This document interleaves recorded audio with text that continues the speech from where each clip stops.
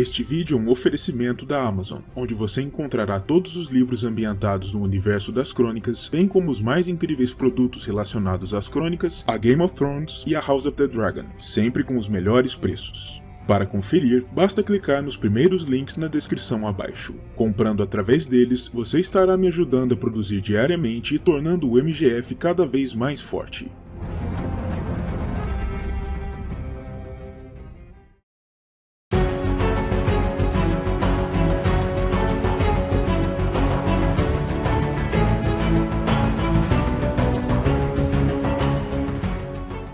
Com a estreia de House of the Dragon, focada no período da Dança dos Dragões, a Casa Velaryon de Derivamarca ficou em muita evidência, por ser uma das duas principais casas a disputarem o poder no seio da família real e da Casa Targaryen naquele período, dominando a facção negra e em contraponto aos Hightower, que dominavam a facção verde.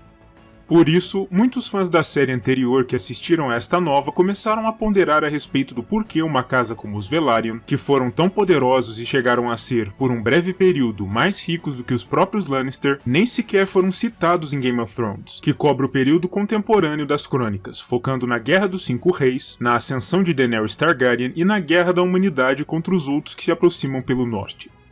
O vídeo de hoje se propõe a responder a esses espectadores. Onde estavam os Velaryon durante o período de Game of Thrones e das Crônicas de Gelo e Fogo, e como se deu sua história desde os tempos da dança até o período atual? Durante os tempos da Dança dos Dragões, os Velaryon, na figura daquele que foi seu maior lord, Corlys Velaryon, estiveram ativamente envolvidos nos combates, defendendo a pretensão de Rhaenyra ao Trono de Ferro, e seus navios formavam a espinha dorsal do poderio naval negro durante o conflito, bloqueando as águas da Baía da Água Negra para sufocar a capital, então controlada pelos Verdes, enquanto combatiam as frotas vindas do outro lado do Mar Estreito, das Cidades Livres, instigadas pelos seus inimigos. Nesses tempos, os Velaryon se encontravam no auge de sua riqueza e de seu poder, contando com uma fortuna incalculável, exóticos tesouros das viagens de Lord Corlys aos quatro cantos do mundo conhecido guardados em duas belas fortalezas, Derivamarca e Maré Alta, uma frota praticamente imbatível nos mares e até mesmo um dragão próprio, a criatura Sea Smoke, chamada em português de Fumaresia. Contudo, após a guerra e a morte de Lord Corlys, os Velaryon entraram em um lento declinar, apesar de o monarca ter terminado no trono após o fim das hostilidades, Aegon III ser um dos filhos da falecida Rhaenyra e, portanto, teoricamente, um membro da facção negra durante a guerra, a facção que favorecia os interesses Velaryon.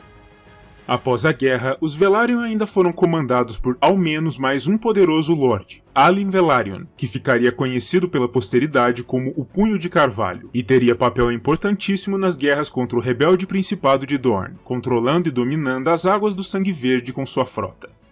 Contudo, após o período de comando de Lord Alyn, que já havia sido notavelmente menos opulento do que o de Lord Corlys, os Velaryon, sem uma explicação expressa, acabaram por se afastar das esferas mais altas do poder na corte, sendo suplantados por outras casas, como os Lannister, os Tyrell e os Martell, após a incorporação do Principado aos reinos. Com isso, a casa entrou em um lento e doloroso processo de recrudescimento, perdendo grande parte de sua influência e não sendo capaz de repor a vasta riqueza reunida nos tempos de Lord Corlys com seus rendimentos normais. Pouco e ainda menos se sabe sobre o período que sucedeu o comando do Punho de Carvalho, e a única coisa que pode ser dita sobre os Velaryon de então é que, apesar de seu poder minguante, eles continuavam a servir tão frequentemente como os mestres dos navios da corte que por vezes o posto parecia ser até mesmo hereditário, embora não o fosse, pois todos nos reinos sabiam que, apesar de seu poder cada vez menor, os Velaryon continuavam sendo os melhores marinheiros de Westeros. A frota Velaryon, menor e menos poderosa, ainda assim servia como a espinha dorsal da frota real no continente, pois apesar de tudo, os Velaryon continuavam sendo próximos à Casa Real, mas isso se alterou com a explosão da rebelião de Robert, em 283 após a conquista, quando o rebelde Senhor da Tempestade contestou o poder dos dragões e buscou conquistar para si o Trono de Ferro. Os Velaryon, naturalmente, se colocaram ao lado dos Targaryen na guerra, mas não foram capazes de fazer muito para auxiliar a Casa Real na defesa de seu poder. Sabe-se que Lord Lucerys Velaryon foi o último dos mestres dos navios a servir sob Aerys II, e que o Senhor de Derivamarca de então era um de seus maiores apoiadores contra seu filho, o Príncipe Rhaegar, em suas querelas na corte. Após o fim da rebelião, com a morte de Rhaegar, a queda da capital, o assassinato de Aerys e a fuga da rainha Rhaella e de seu filho sobrevivente, o príncipe Viserys, os Velaryon apenas puderam assistir, impotentes, enquanto uma nova dinastia real se instalava no trono construído pelo conquistador. Robert Baratheon era agora Robert I, e seu irmão Stannis, que havia comandado seus esforços navais durante a guerra, se tornou o novo senhor de Pedra do Dragão, após a fortaleza Targaryen ter sido tomada por ele mesmo.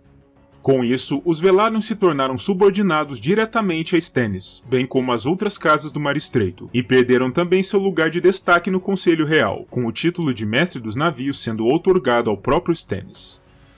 Em anos mais recentes, quando Stannis conclamou seus vassalos até sua fortaleza, ao saber da morte do irmão, para se coroar como rei e defender seu direito ao trono, Lord Montfort Velaryon estava entre os convocados e respondeu ao chamado, embora Stannis não confiasse totalmente nele, e esperasse que o impetuoso Senhor das Marés o conclamasse a atacar a capital de imediato, ameaçando levar sua frota de volta a Derivamarca caso ele não o fizesse. As contribuições dos Velaryon na frota combinada do Mar Estreito, sob o comando de Stannis, incluíram os grandes navios Orgulho de Derivamarca, Ousada Gargalhada, Harridan e Cavalo Marinho.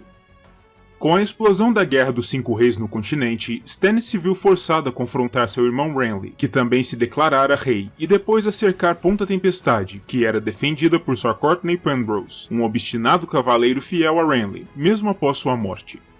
Lord Montfort continuou obstinado, insistindo em um assalto às muralhas, por mais difícil que isso pudesse ser diante do bastião quase intransponível do castelo, pois aparentemente o ousado senhor de Derivamarca não sabia esperar. Durante a Batalha da Água Negra, rente a Porto Real, Lord Montfort foi um dos senhores a arderem junto à frota de Stannis sob o intenso ataque de fogo vivo disparado desde a capital, por ordem de Tyrion Lannister, e com sua morte, a Casa Velaryon passou a ser controlada por seu filho de apenas 6 anos de idade, Monterys, embora obviamente o rapaz fosse por demais jovem para governar sozinho. A casa ainda contava nessa época com o meio-irmão bastardo do falecido Montfort, Aurane Waters, conhecido como Bastardo de Derivamarca, que mesmo com o nascimento ilegítimo era também um formidável guerreiro e navegante, tendo sido treinado nas artes náuticas. Ele foi tomado como prisioneiro após a derrota de Stannis na Água Negra e passou algum tempo nas masmorras da Fortaleza Vermelha, tendo se rendido diante do rei Joffrey I. Os Velaryon, mesmo após a derrota, continuaram a apoiar Stannis, mesmo quando este mudou completamente seu planejamento de guerra e respondeu aos apelos da Patrulha da Noite por ajuda, e Jon Snow avistou os estandartes do Cavalo Marinho Prateado voando por cima das forças de Stannis quando este foi ao norte lutar contra a ameaça do exército selvagem de Mance Rayder. Enquanto isso, Aurane Waters não apenas foi libertado da prisão, como se tornou um dos favoritos na corte da rainha viúva, Cersei Lannister, que via nele uma espécie de eco da beleza valeriana clássica que o príncipe Rhaegar, seu antigo amor de juventude, possuía. A semelhança que Cersei via entre o bastardo Velaryon e o príncipe falecido fazia com que ela o estimasse, ao ponto de ela nomear Aurane como o novo mestre dos navios, apesar de sua juventude e dos protestos indignados do irmão de Cersei, Sir Jaime. Nessa nova posição de poder, Aurane propôs à rainha a construção de novos dromones de guerra, que seriam controlados diretamente pela Graça Real, para diminuir a dependência do trono da frota Redwyne, algo que seria conveniente para Cersei, pois ela desconfiava profundamente de toda e qualquer vassala da casa Tyrell, a quem via como seus inimigos. Como muitos dos melhores marinheiros por formação haviam sido mortos ou desertaram durante a guerra, Aurane propôs à rainha que tais dromones fossem tripulados pela escória da capital, ladrões, caçadores e vagabundos, que seriam treinados sob sua supervisão e se tornariam o braço naval de defesa da capital. Cersei concordou com o plano com toda docilidade. Mais adiante, quando a rainha Margaery, rival de Cersei, foi acusada de adultério, Lord Aurane propôs à rainha Lannister que os novos dromones fossem postos para circular pela baía, para manter a paz e a ordem. Na realidade, a ideia era que eles fossem uma espécie de ameaça velada ao pai de Margaery, Lord Mace Tyrell, caso este se sentisse tentado a usar seus exércitos para libertar a filha à força da custódia da fé. Cersei ficou encantada com o plano. Contudo, a alegria da rainha viúva pouco durou, pois não demorou até que ela mesma fosse acusada de crimes como alta traição e regicídio, e fosse também encarcerada pela fé. Ao saber da prisão de sua matrona, Aurane não perdeu tempo e partiu imediatamente para o mar com sua nova frota, não para patrulhar as rotas da Água Negra, mas para salvar a si mesmo. Ninguém sabia ao certo para onde Owain havia levado os navios, mas o grande mestre Pycelle chegou a ponderar que seu plano talvez fosse o de se estabelecer como pirata nos degraus, longe de Westeros e da desgraça da rainha. Já em Deriva Marca, Lord Monterys continua a governar, embora pouco e ainda menos se saiba sobre seus feitos neste período, e aparentemente a Casa Velaryon passa por um momento de profunda estagnação, tornada ainda pior pelas perdas sofridas na guerra.